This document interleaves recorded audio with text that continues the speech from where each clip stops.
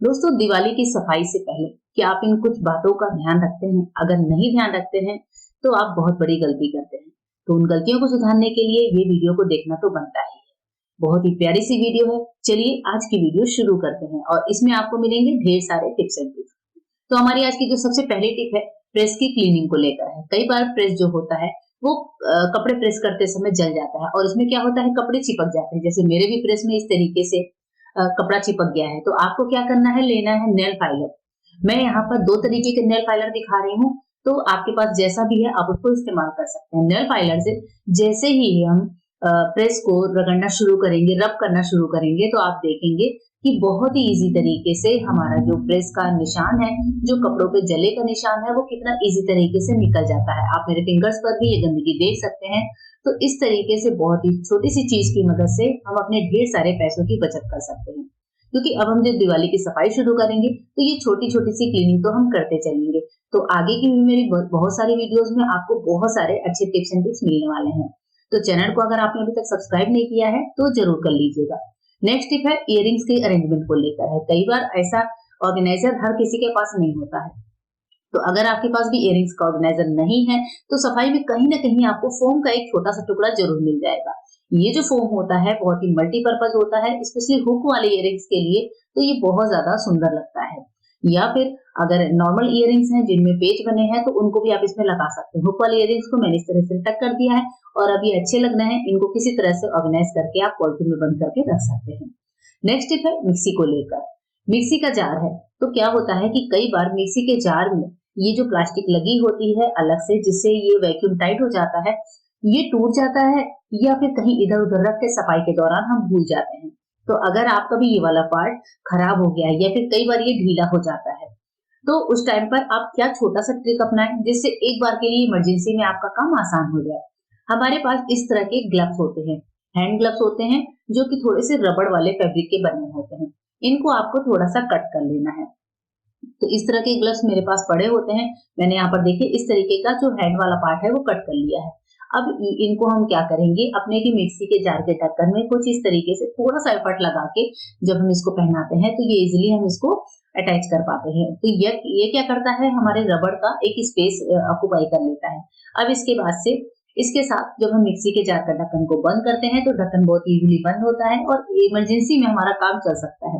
मतलब मसाले वगैरह पीसने हैं और इमरजेंसी है, तो आप ढक्कन में ये छोटा-सा टूल लगाकर अपने काम को आसान बना सकते हैं। एक बहुत ही प्यारी सी टिप है टूथब्रश को लेकर। जो हमारे टूथब्रश होते हैं पुराने, अक्सर उनका इस्तेमाल हम करते हैं क्लीनिंग में, लेकिन क्लीनिंग के लिए इस बार आपको दूसरे तरीके से इसका इस्तेमाल करना है। एक नाइफ को गरम करिए, टूथब्रश को ब्रिसल्स के साथ अलग कर लीजिए, यानी कि कट कर लीजिए। तो यहाँ पर देखिए जैसे मैं कट कर रही हूँ, ये हमारे दोनों पार्ट अलग हो गए। अब इसके बाद से आपको गैस जलाना है और गैस पर टूथब्रश का जो पीछे वाला हिस्सा है उसको इस तरीके से गरम करना है कि हल्का सा मेल्ट हो जाए। मेल्ट होने के बाद जो हमारे ब्रिसल्स वाला पार्ट है उसमें इस तरीके से इसको लगा दीजिए, यानी कि स्टिक कर दीजिए। बहुत ईजी तरीके से लग जाता है। अब इसके बाद से स्विच बोर्ड वगैरह की जो क्लीनिंग है, जिसको हम नॉर्मल ब्रश से क्लीन नहीं कर सकते, जो ऐसी मतलब एकदम आड़ी-टेढ़ी सी चीजें होती हैं जिनमें ब्रश अंदर नहीं जाता, उन जगहों की क्लीनिंग आप इस अपने छोटे से ब्रश टूल की मदद से कर सकते हैं। इस तरह के छोटे-छोटे ब्रश टूल बनाकर रख लीजिए। दिवाली की सफाई में ये ब्रश टूल आपके बहुत काम आने वाला है। मैंने इस तरीके के 2-3 बनाकर रखे हैं। स्विच बोर्ड की सफाई मैं इनसे करूंगी, या फिर कोई और छोटे-छोटे पार्ट्स होते हैं जहां से गंदगी नॉर्मल ब्रश से निकल कर नहीं आती, या फिर बॉटल वगैरह को क्लीन करना है, आप उससे कर सकते हैं। अब ये जैसे वुडन का डोर है, इसमें देखिए कितनी पतली सी बॉर्डर बनी हुई है, इसमें कितना धूल है, तो इसको भी हम बहुत अच्छे से इसी ब्रश की मदद से क्लीन कर सकते हैं। छोटी-छोटी जगहों पर जहाँ धूल जमी होती है, वो इससे बहुत अच्छे से साफ हो जाती है। तो देखिए डोर की क्लीनिंग भी मैं करके आपको दिखा रही हूँ। तो इस तरीके से इस मल्टीपर्पज ब्रश को हम बहुत अच्छे से यूज कर सकते हैं। इसकी धूल है उसको इस तरह से झाड़ कर निकाल दीजिए, तो आप पानी की क्लीनिंग भी कर सकते हैं और ड्राई क्लीनिंग भी कर सकते हैं। आइए एक और टिप बताती हूँ।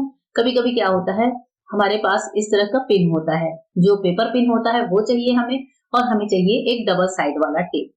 डबल साइड टेप का एक छोटा-सा ही टुकड़ा लेंगे, देखिए मैं कितना छोटा-सा पार्ट ले रही हूँ, और हम उस जगह पर लेकर चलेंगे जहाँ पर मोस्टली लगाते हैं हम अपना चार्जर। चार्जर जहाँ पर सेट होता है, इस टूल को आपको वहां पर सेट करना है। सबसे पहले पेपर पिन को खोल लीजिए और पेपर पिन के एक पार्ट पर आपको एक डबल टेप इस तरीके से स्टिक कर लेंगे। अब ये डबल टेप वाला जो हिस्सा है, कोई अलमीरा है, आपका बेड है, कोई ना कोई ऐसा पार्ट ज़रूर होगा जहाँ पर नीचे से इस तरीके से आप इस पेपर पिन को चिपका सकें। जैसे मेरे भी स्विच बोर्ड के पास ये छोटा-सा एक अलमारी बना हुआ है, यहाँ मैंने इसको लगा दिया है। अब क्या होता है, कई बार नीचे जो स्विच है, वहाँ पर हम कोई चार्जर या फिर कुछ भी ऐसी मशीन लगाते हैं जिसकी वायर लटकी-सी रहती है। नीचे धूल गंदगी खाती है या फिर बच्चों के हाथों-पैरों में लग जाती है, करंट वगैरह लगने का डर होता है। ऐसे टाइम पर आप क्या करें, चार्जर का इस्तेमाल अगर आप नहीं कर रहे हैं, तो फिर आप क्या करें, इस पेपर पिन में ऐसे चार्जर के वायर को आप हैंग कर सकते हैं। इससे क्या होगा, चार्जर का वायर लटकेगा नहीं, देखने में भी ये अच्छा लगता है और ये पेपर पिन है इतना मतलब आराम से इसका वजन सह सकता है। जैसे ये मेरी बेटी के पियानो का अडॉप्टर है, तो जब इसका यूज नहीं होता है तो मैं इस तरीके से यहाँ पर इसको हैंग कर सकती हूँ। तो मतलब इस तरह के जो वायर वाली चीजें हैं, पतली हैं, ज्यादा जिनमें वजन नहीं है, तो उनको आप इस पेपर पिन की मदद से हैंग कर सकते हैं। इवन आप एक साथ 2 चार्जर के वायर्स को भी हैंग कर सकते हैं। देखिए मैं यहाँ पर करके दिखा रही हूँ, बहुत ही इजीली ये काम हो जाता है और देखने में भी अच्छा लगता है। एक और टिप बताती हूँ। अब जैसे मैं सफाई कर रही थी, तो मेरे पास ढेरों दवाइयाँ ऐसी थी जिनकी मुझे एक्सपायरी डेट चेक करनी है, लेकिन आप देख रहे हैं कितनी छोटी-छोटी लिखावट है, जो हम जैसे जिनकी आँखों में पावर होती है, उनको तो दिखता ही नहीं है। तो मैं बहुत परेशान हो रही थी कि मैं क्या करूँ, क्या करूँ? कैसे मैं इनकी एक्सपायरी डेट चेक करूँ? तो मैं जब भी क्लीनिंग करती हूँ, तो ये दवाइयों की एक्सपायरी डेट चेक करके उनको हटा ही देती हूँ। तो अभी यहाँ पर ये चीज़ मैं कर ही रही थी, तब तक मुझे आइडिया आया कि क्यों ना इसके लिए मैं मोबाइल का सहारा लूँ। मोबाइल में हम ज़ूम कर सकते हैं। मोबाइल से आप एक फ़ोटो खींच सकते हैं या वीडियो के थ्रू वीडियो बना सकते हैं और बस इसकी एक फ़ोटो खींच ली मैंने और उसके बाद से हम क्या करेंगे, बस ध्यान रखें कि फ़ोटो जो खींचे वो क्लियर होनी चाहिए। अब इसके बाद से उस फ़ोटो को खोलिए और ज़ूम करके इसको आप चेक कर लीजिए। तो आप देख रहे हैं कि एकदम क्लियर पिक है और इसमें मुझे दिख रही है कि अप्रैल 2024 की एक्सपायरी डेट है। इसका मतलब इस दवाई को अब हमें इस्तेमाल नहीं करना है, इसको हटा देना है। तो इस तरीके से क्या होगा कि हमारे घर में किसी को भी किसी तरीके का हेल्थ नुकसान नहीं होगा और एक्सपायरी दवाइयों को ईज़िली आप हटा भी सकते हैं। नेक्स्ट टिप है, जो इस तरह के हमारे पास कभी-कभी डब्बे होते हैं। आप भी अपने घर में चेक करिएगा, ऐसे कुछ डब्बे आते ही आते हैं। मेरे पास भी जैसे इसमें 3 कप का सेट आया था इस डब्बे में। इस डब्बे को पहले तो मैं फेंकने जा रही थी, पर मुझे लगा कि नहीं, ये डब्बा मैं कुछ सामान रखने में यूज़ कर सकती हूँ। तो यहाँ पर मेरी दवाइयों की अलमारी है। नीचे मैं क्लीनिंग करके पेपर बिछा रही थी, फिर मुझे लगा कि मेरे पास कुछ फेशियल वगैरह के सामान होते हैं, जैसे ब्लीच का किट होता है, फेशियल किट होता है और बहुत सारी चीज़ें होती हैं, हेयर एक्सेसरीज वगैरह होती हैं, जिनका हम बहुत रेयर टाइम पे इस्तेमाल कर सकते हैं। तो यहाँ पर देखिए मैं अपने फेशियल किट्स को अरेंज कर रही हूँ। इसके बाद से मेरे पास आर्टिफिशियल हेयर हैं, उनको भी मैं यहाँ पर अरेंज करके रख दूँगी। तो इस तरीके से कुछ चीज़ें ऐसी होती हैं जिनको समझ नहीं आता कहाँ रखें, तो इस टाइप के डब्बों में आप इनको अरेंज करके रखें। ये देखने में भी अच्छे लगेंगे और आपको आपकी चीज़ें जगह पर भी मिल जाएँगी। तो ऐसे कोई डब्बे निकले जो मजबूत हों, तो उनको फेंकने की गलती बिल्कुल भी मत करिएगा। एक और टिप बताती हूँ अलमारियों की। जब हम क्लीनिंग करते हैं, स्पेशली वो अलमारियां जिनमें हम कपड़े रखते हैं, तो हम न्यूज़पेपर तो बिछाते ही बिछाते हैं। न्यूज़पेपर जब बिछाएं तो एक बात का खास ध्यान रखें कि न्यूज़पेपर जब आप बिछाइए तो न्यूज़पेपर बिल्कुल सटीक होना चाहिए, बिल्कुल परफेक्ट होना चाहिए। ऐसा नहीं कि हमने ढीला ढाला सा बिछा दिया, पेपर कहीं से उड़ रही है, कहीं से पट रही है, कहीं से निकल रही है। सबसे पहला ट्रिक तो यही है कि न्यूज़पेपर को बिल्कुल टाइट बिछाइए और डबल लेयर में बिछाइए। उसके बाद से इस तरह की फिनाइल की गोलियां आती हैं मार्केट में, उनको आप ज़रूर इस्तेमाल करिए। इससे हमारे कपड़ों में बहुत अच्छे से फ्रेग्रेंस आती है, कपड़ों में कीड़े लगने का डर नहीं होता।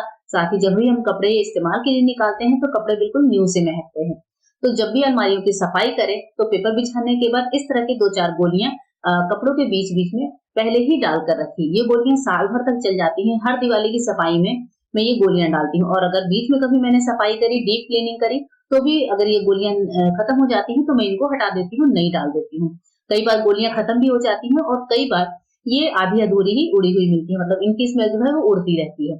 तो ये गोलियाँ बहुत ईज़िली मिल जाती हैं और हमारे कपड़ों को बहुत ही अच्छी भीनी-भीनी सुगंध भी देती हैं।